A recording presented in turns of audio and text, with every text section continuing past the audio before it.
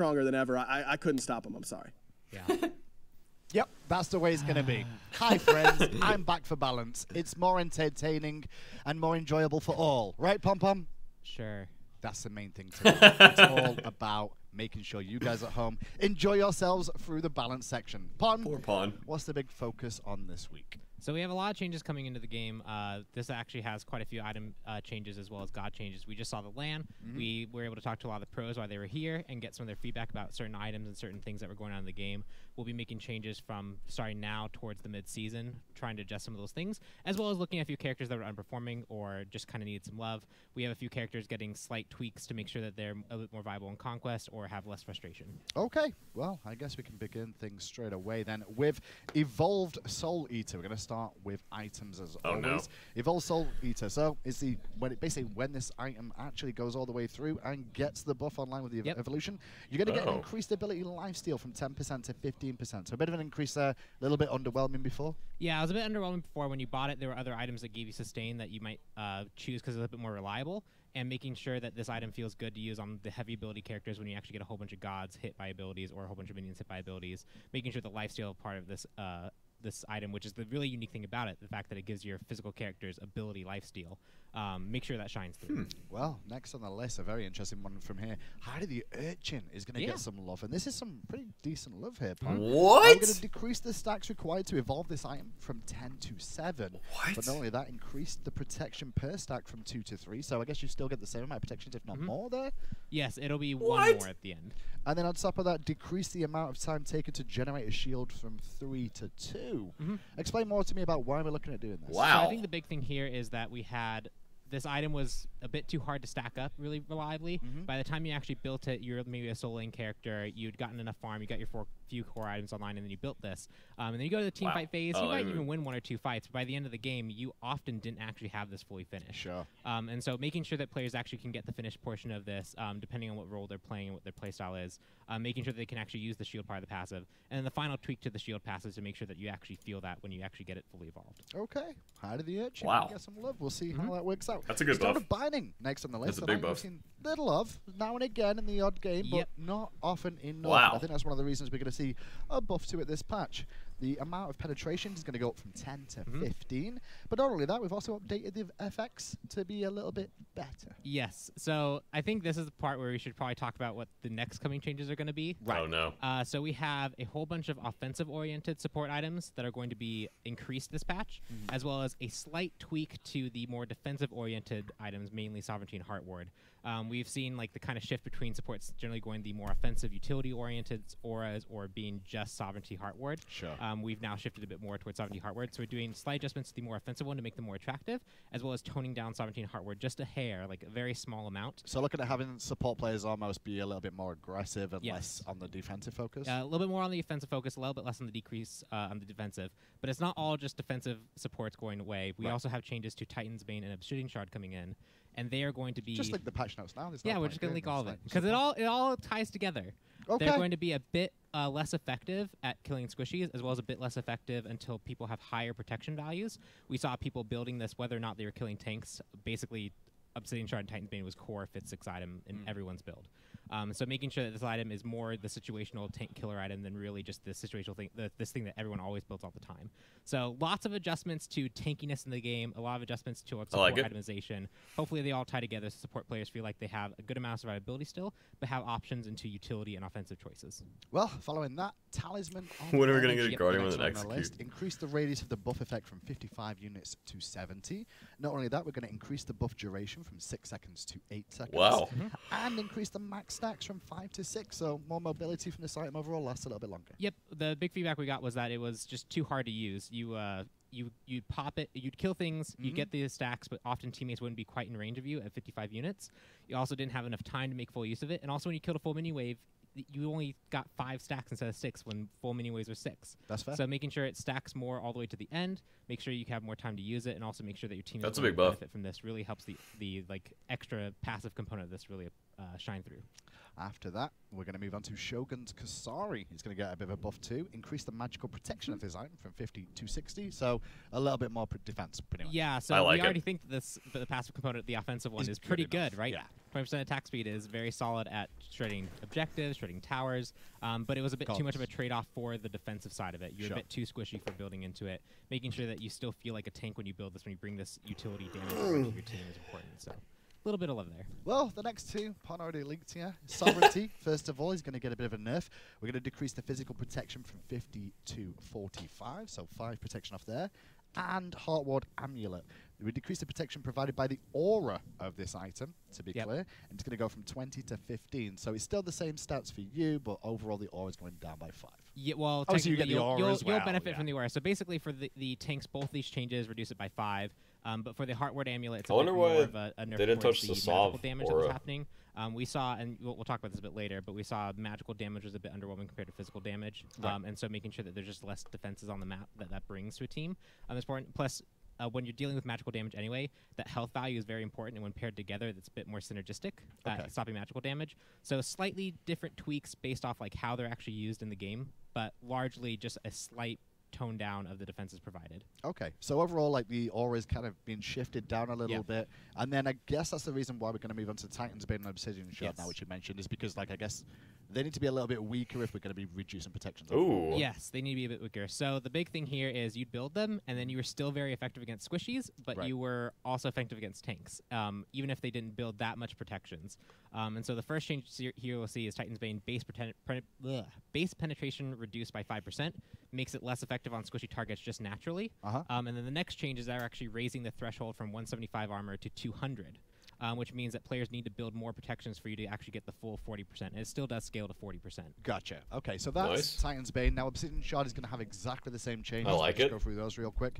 Decrease the base penetration from 20% to 15%. And again, the protection threshold has changed from 175 to 200 magical protections now.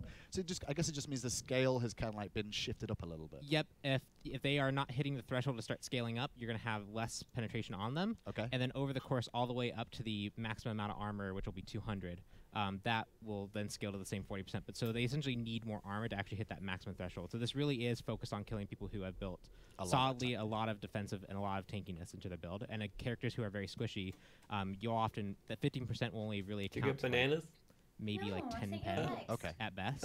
And when on an item that's that expensive and only provides like a small amount of power, it should very well. You should be looking, if you're wanting to kill squishies, more of these raw pen items that actually exist the raw pen items than this item. Titan's Bane. Moving on then. Shoes of Focus are going to get a buff this patch too. Yep. Big one as well. Ooh, 40 wow. to 55 Cooldown boots are back. Here. I guess I'm going to add onto this as well. The Shoes of the Magi is also going to get a buff from 45 power to 55. So both these sets of boots for mages and Guardians too. No. Buffed up. No. Quite a bit more power. So two things here probably. Don't do this. The first is that mages as a whole, we've been looking at the stats for like all the characters and all their position relative to each other. Mages as a whole are actually kind of underperforming. We've had a lot of changes this whole season, from the start of the season up till now. With certain items being really good, and then we tone them down. Certain other items are coming good, toning them down, making small shifts here and there. And just as a whole, the class is underwhelming. And we were largely looking at late game, and we feel like we've solved the late game space with a lot of cool items for them to choose from. But at their core, they were just underperforming as a whole. And this isn't to say mid isn't underperforming, because mid as a role is doing quite well. Specifically Conquest, right? Like mid is doing a good job right now, but the grand she got nerfed. Like she got hit like 4 times. You can swap the mage out for Hunter. We saw this often happening at the LAN as well, where players were choosing who they wanted to bring into the mid lane.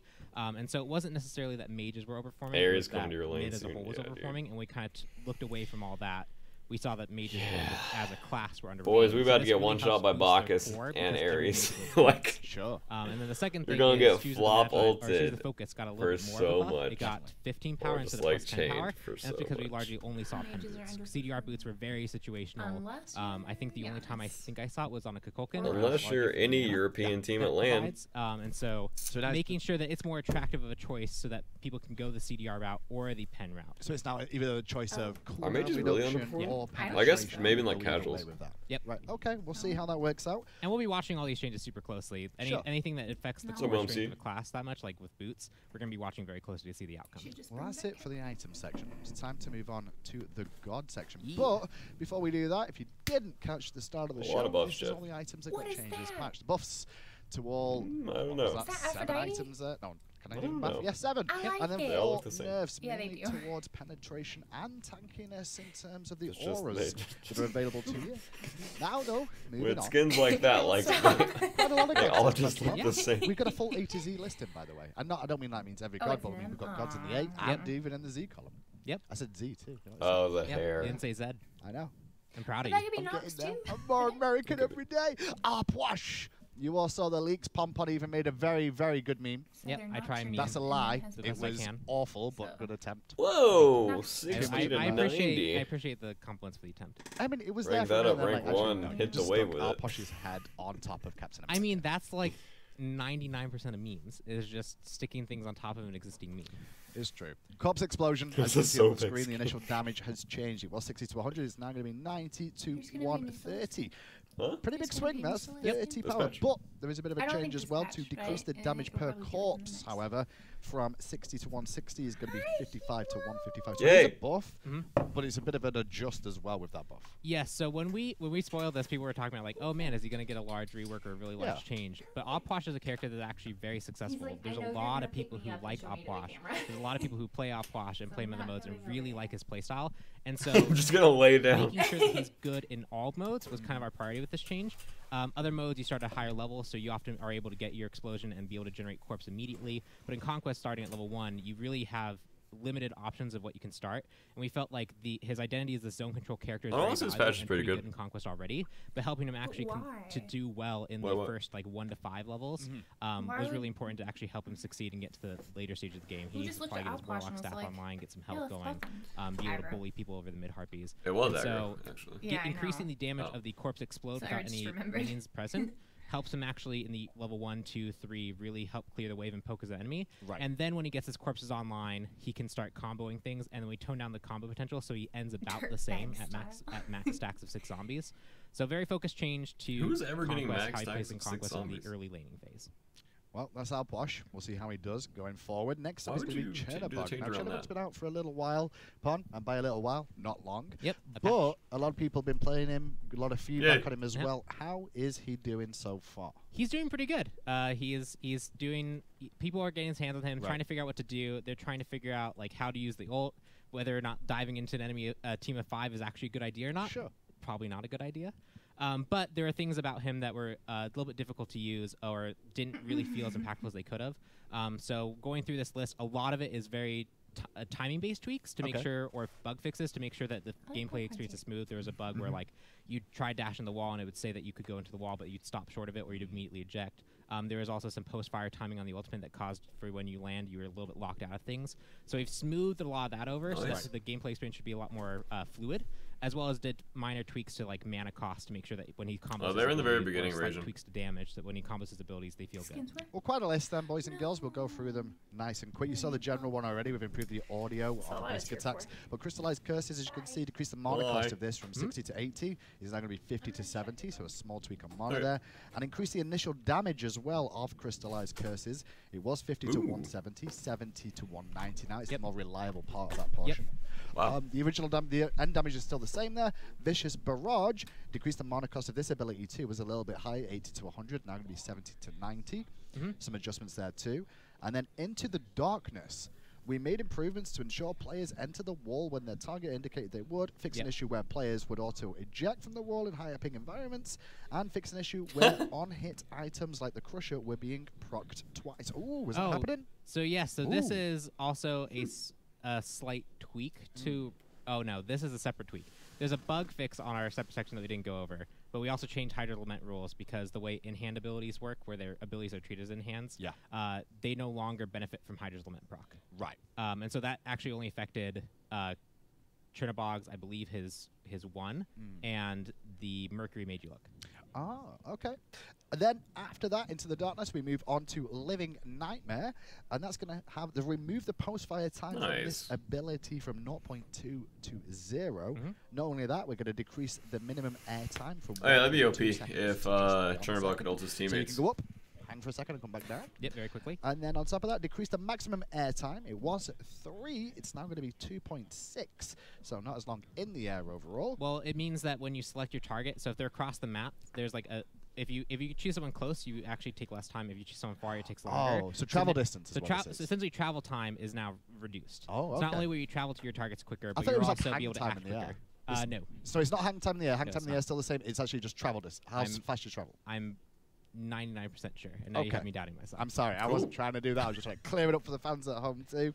Not only that, fix an issue where traveling to a shadow could result in the player colliding with a wall. This resulted in them flying into the air and being unable to move. Yeah, if you land into a wall in Smite, you end up flying up in the air, which causes some fun videos sometimes. But this was happening pretty commonly because the AI shadow is kind of like a bot that can move really close to the wall, and then you get into the wall. That's been fixed. Okay, and then finally, fix an issue where Chernobog could stutter on landing. So Chernobog, a lot of little mana adjustments to mana cost. It feels like a little bit of a power for a bit more better clear in the early game, and then some bug fixes. In the grand scheme of Chernobog.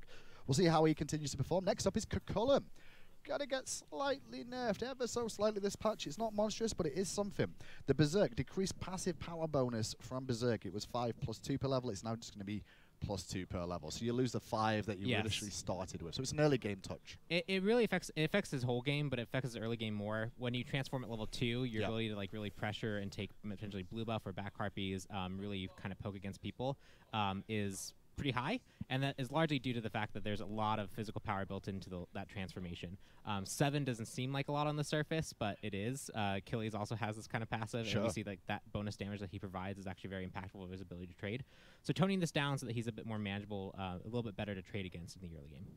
Next on the list, Erlang Shen. Now Erlang, how's he doing at the moment? How's he been? Pretty solidly.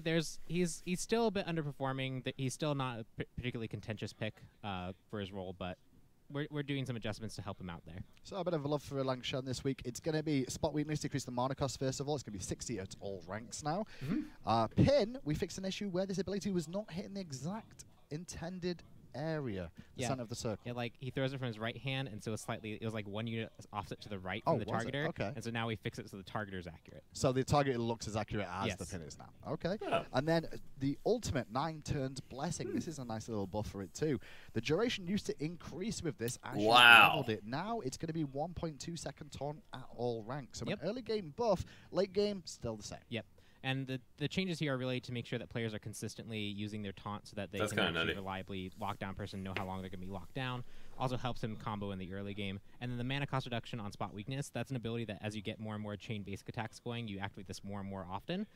If it costs too much, you end up running yourself very quickly. And so helping him actually stay in a fight for longer is going to help him a lot. I think we're going to see a bit of a swing towards more Erlang Shen now with that one.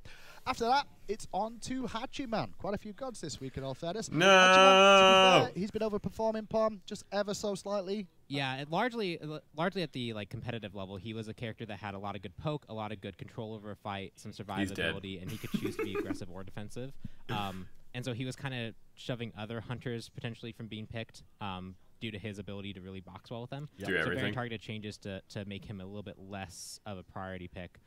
Help other hunters get into the kind of meta. So as you can see, the banner is going to go down a little bit in terms of clear. It was 85. It's now going to be 75 at the start and 305 to 295 at the top end. Not only that, though, mounted archery. That's going to get a bit of a change too. The ultimate. It used to have a slow on it. Still does have a slow on it, but the difference is it's just going to come down by 5% at all ranks. So it's a 40% slow at max, 20% at the start. It's not 25. It's getting up to 45. Small little thing there, but once again, a little tweak. My entire god pool's dead. Yeah, speaking of hunters up into the spotlight. Yeah, this is increased attack speed from 0.95 to 1. Explain that a little bit more, because a lot of fans will look at that as one change and go, really, is that it? But that actually has a big knock-on impact. That matters a lot. So I think two things here. One is we've always kind of talked about these ability-based hunters, how they kind of have these slower attack chains because they're more focused on their ability damage. But a hunter is a hunter. You do need to be able to contribute to the late game with your basic attacks mostly. And so even though Neith is very ability-based and is going to use their abilities very often in the middle of a team fight, and it's going to be more impactful than someone who has raw stims like Rom, for example, having that consistent basic attack damage really helps you be valued for the late game pick. So it's not so much that we're like taking away the identity of her being ability based. It's just we're helping her compete a bit more directly, and then characters with stims, of course, will outpace raw basic attack damage, and that's where the abilities come in to supplement. So the other thing is base stats matter a lot because that's what everything works off of. And so if you had 20% increased attack speed, it would be 20% increase on 0.95. But now it's on what? Yes. Oh. So that means that every attack speed item becomes better, as well as the base amount that you get per level is a percentage increase. That per level also now goes up. So we're going a little bit faster. Yep. Is our girl Neith. Nox is going to get a bit of a quality of life adjustment this patch. We're going to update the targeter on the Night Terror. Now shows the explode radius. New effects. Is that kind of like the Soul 2? Yeah, it's exactly the Soul 2. It's so now that if it's going to hit a wall, it'll have a line targeter to show your max range, and then the circle goes where it's going to. That's really cool. Okay. So you can very clearly see where it's going to stop. Cool. So you can actually see the explosion radius as well around. Yep. That's cool. That's cool. Okay, so that's Nox. Scotty also going to get a similar treatment to Neith here. Increased base attack speed from 0.9 to 0.95. So just like you explained for Neith, same sort of thing. Very similar story. She has a lot of things that can help her kind of like deal ability damage, send her pet's her unique thing. But at the end of the day, she's ability still hunters she are needs back. To be able to contribute to the team fight with some basic attack synergy and basic attack damage, helping her actually compete with other hunters a bit more directly over the course of a long period of fight, and then using her pet and her other abilities to really augment that. Wow, this one I'm excited about. BaRRaCCuDDa. It's been a while coming, Pom. It's been a while. It's been many years. Many, many moons into 2018 now. This ability no longer is consumed on poison darts or the mana used when you don't fire a poison dart. Yeah, so we have a rule, which is if you don't benefit from the ability in any way, if it gets interrupted, it shouldn't go on cooldown or mana. If it benefits you at all for any reason, even the most minor amount of movement, it should go on cooldown. The person interrupted the skill. Right. BaRRaCCuDDa could get interrupted without firing a single dart. Yeah. And lose the cooldown and lose the mana. He can no longer do that. If you don't get at least one dart out, it won't go on cooldown. Now we're going to complain about, I only got one dart out there? We do have one more change for him. I'm pretty sure. Nerf the passive, you dummies. Not on my list. Nerf the passive. There's a new one randomly off the You top better of your nerf it, dude. No, you sure? No. You have this opportunity. No? Okay. I mean, you could have done it. We didn't have to follow through. I'm pretty sure we're looking at the amount of damage per stack on his passive. Okay. We're just looking at that as a whole, making sure the pace of it's good. It's not. I think there was a change for this patch, although I'm not fully sure, but that's something we're keeping an eye on. We've got a little bit of time before this patch comes out anyway, so there's a chance that after it's been on PTS, we may get a little bit of an update there. We generally do as well if there's anything that changes as time goes on. So keep an eye on BaRRaCCuDDa. Still not done, because I did mention there was a couple of Zs. Oh, wait, I just said there's a couple. Oh, no. The first one is the reason why I didn't want aggro on the balance section this week is because he would just be harping on this all day. But yeah, it's about time, boys. You can't stop me from getting involved. Zeus Buster, baby. Let's go. So that's an ex-console player that's still trying to relive his heyday with the one god that he could play effectively, and this is probably why Zeus got buffed. Or is it? No, we're looking at Zeus as a character that he's been really underrepresented. He hasn't been picked for a long time. His overall stats are decent, but they're not really like where we'd expect for a character like him to be. And we're just giving him some adjustments to make sure that he competes with other mages right now. Okay, so Zeus, detonate first of all, as you see on the screen, the mana cost is going to come down. It was 90 all ranks, it's going to be 60. Yeah, that was really... that's a fair fetch. And that was really draining early. To be fair, we used to have the stun, I understood that, but they did take the stun away. No stun for him. We're not doing that. I'm not going to let that happen, trust me. Lightning Storm, however, is going to have an increase of damage. It was 100 to 180, it's now going to be 120 to 200. Yeah, so now when he tosses out the ultimate, he often, if someone's just running away, they'll get one, maybe two ticks. If you're lucky, This will help the damage of that really feel impactful, as well as the situations where you actually get that ult off and you really get people stuck in there, whether it be someone on your team helping out or you like slow them with like a gem of isolation. Making sure that this feels really impactful when you use it is important. It was a little bit underwhelming in situations where someone got away really quickly, and even in some cases when someone was stuck there. So make sure this damage really ramps up and feels like it's an ultimate level ability. Sure, that's fair. That makes a lot of sense. If you're sitting it a little bit longer now, you're going to take even more damage with that, especially with the mana cost to detonate too. We'll see how Zeus does. But the final one in the God section this week, there's one more to go. There's only one more Z. It's Zhonghui. Before we go through these, as you can see, that's the first thing to change, but don't panic just yet. Yeah, we should probably go through. We should probably list out like all the changes. Do you want to go through all and then explain it? Yeah. Okay. I'm panicking. Increase stacks from 20 to 40. However, we're decreasing the protections per stack from 2 to 1. Means it takes a lot longer for this to stack up. However, Zhonghui now gains stacks when witnessing any death. He no longer gains stacks from consuming marks with exorcism. So the card exorcism combo is not required to get stacks. Yes. Oh. That only heals now. Okay, so it's just for the heal now.